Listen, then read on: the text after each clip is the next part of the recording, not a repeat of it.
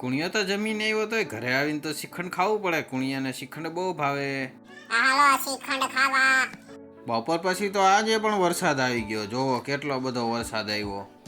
ગાય કે મને tight Y છે હવે તો. મેરા યાર હસ રહા હે બારિશ કી જાએ. તો આપણું ધાર્યું તો કમ્પ્લીટ થઈ ગયું છે, પણ પાછળ બેલા ને એવું છે ને હાઈટ કરવાની બાકી છે, એટલે આ બધાય પલરે છે ને અંદર લઈ લેવાના. પાડીને નથી વાંધો, પણ ઓલી ભાઈ ગાયું ઠીંગરાઈ ગઈ છે. પછી અમે ખીલા ખૂતાડવાનું કામ ચાલુ કર્યું પલ્લીમાં. પછી તો જીંબાએ તગારા ઉપર તગારું ઉપાડ્યું, નાખવા જ માંડ્યો માલ બનાવવા માટે. આ બે ખાડા કર્યા છે, ન્યાય બે પલ્લી ઊભી કરવાની છે. એક પલ્લી ત્યાં કાઢીને બીજી નાખવાની છે ને એક તો નવી જ નાખવાની છે. એક પલ્લી તો આપણે અહીંયા કાઢવાની છે. આને જોર લગા કે હૈસા એમ કરીને આપણે ઉપાડી લીધી હતરાંગ. 8 ફૂટની પુલ્લી ને 2.5 ફૂટ તો ગાળેલી હતી, 2.5 ફૂટ અંદર હતી. એ કાઢી નાખી બાયરી.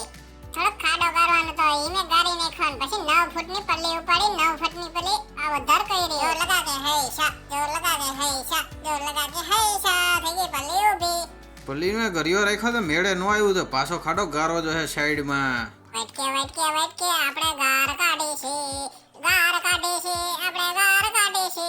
પછી પલ્લી ઊભી ઊભી કરી છે, પારે વારે ઊભી ગાર કાઢી નાખી. તો આખરે આપણી પલ્લી ઊભી થઈ ગઈ છે. ઈ પલ્લી ઊભી કરી નાખી. પછી પાઇપ રાખીને લેવલ ચેક કરતા હતા, આડું ઊભું કેવી રીતે થાય છે. પલ્લી ઊભી થઈ ગઈ તો હવે પછી આપણે માલ બનાવવાનો હતો. આપણે ફટાફટ માલ બનાવવા માંડ્યા.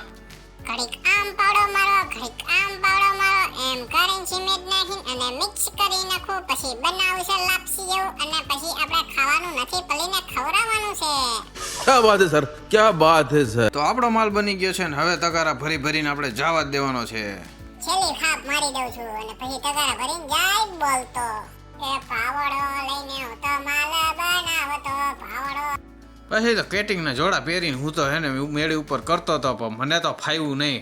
પછી આયુષ એમ કીધું કે તમને ન ફાવે તો કાંઈ નહીં, કે હું મથી જઉં. તો આયુષને પછી દઈ દીધા જોડા. અને એને તો થોડું થોડું હાઈક હોય અને થોડું થોડું તો ફાવતું હતું. તો આયુષે પછી ચક્કર મારી. પછી ત્યાં તો રાજવીર આવી ગયો કે હું તમને બધાને શીખવાડું. તો એને તો સારું સ્કેટિંગ આવડતું હતું. જોવા એ સ્કેટિંગ કરે. છેલ્લે છેલ્લે દાવા બખા કરીને ત્યાં પાઇપ નાખવાના હતા. એવો કરીને પછી આજનો વ્લોગ પૂરો કરી દે.